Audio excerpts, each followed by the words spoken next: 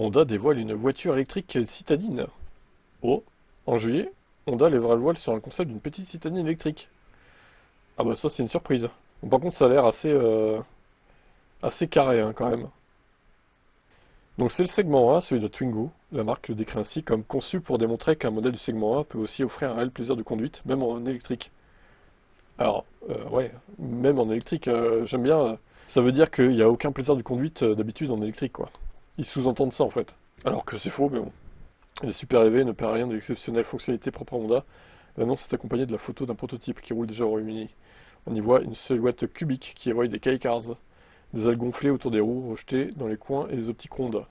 On s'étonne donc de voir Honda déjà revenir à la charge sur le marché des citadines électriques, surtout vu le flop de la Honda E. On n'en sait pas davantage sur cette Super EV, laissant encore planer le doute sur une commercialisation, mais le camouflage très léger montre une voiture très proche de l'actuelle d'un modèle de série.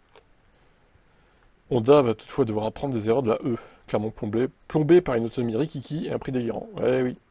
Eh oui, si encore l'autonomie avait suivi, ça aurait pu justifier le prix délirant.